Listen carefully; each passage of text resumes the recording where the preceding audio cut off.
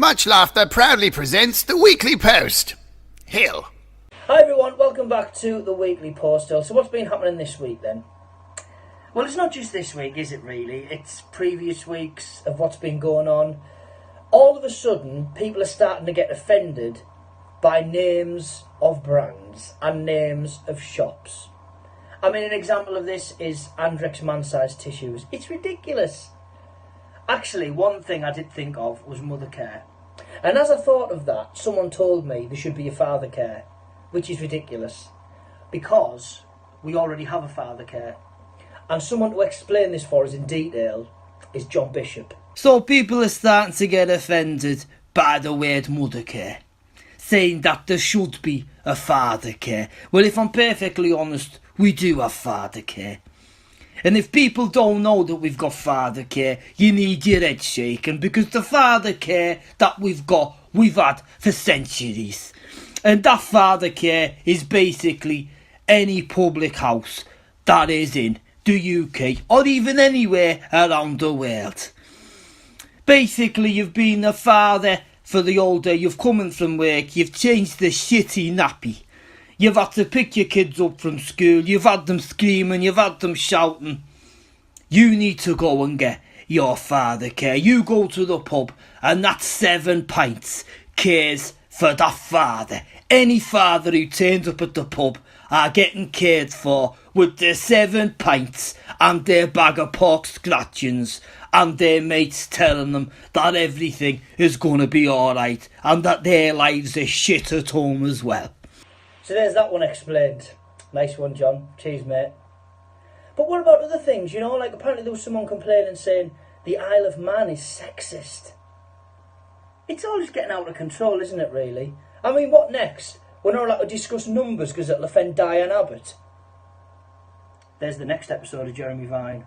So welcome to BBC Radio 2 with me, Jeremy Vine. The hot topic of conversation today is, are people getting offended by the littlest of things? Apparently we are now not allowed to talk about numbers because it is going to offend Diane Abbott. We have got Diane Abbott on the line. Diane, what are your views on this and why are you offended by numbers?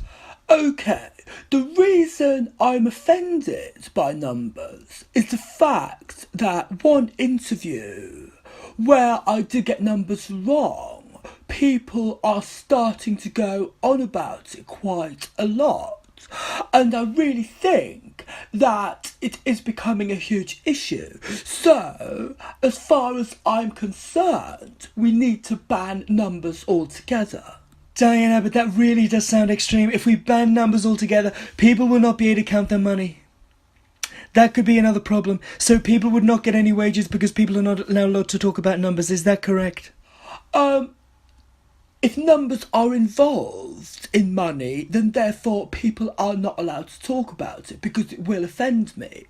And I think that it's very important that we can actually live in a society without numbers and people judging people by numbers. Diane, this sounds really, really ridiculous. If we don't have numbers and we don't have money, people are not going to be able to live. We're not going to have an economy. We're not going to be able to trade, and there's going to be a massive downfall, and the country is just going to go to absolute, excuse my French, rat shit.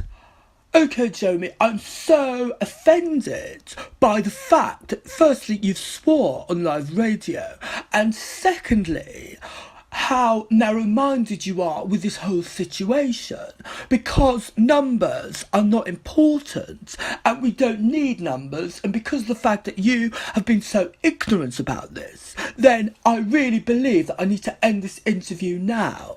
So there we are. Diane Abbott seems to think that we shouldn't talk about numbers if we should be offended, and also the fact that we will not live without numbers. People wouldn't have any money. How ridiculous. He's the Bee Gees. But you know what's interesting most of all is I haven't heard Donald Trump say dicky bird about any of this. It makes me wonder what he does actually think of it all. Okay, I did hear what was going on in the UK, and I've got to say it's, you know, it hasn't been brought to my attention a lot of the time, if I'm perfectly honest. Because the main thing that I've really looked into at the moment, I've been really, really busy with, is Red Dead Redemption 2. I don't know whether anybody knows this, but it's now out on the Xbox One, and it's a fantastic game.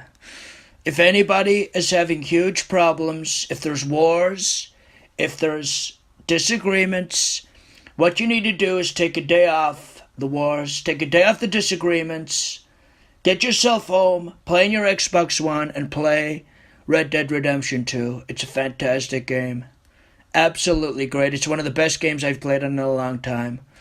And if anybody wants to go online, add me. I'll kick your ass. Thanks again for watching. Like, subscribe, and I will see you all next week.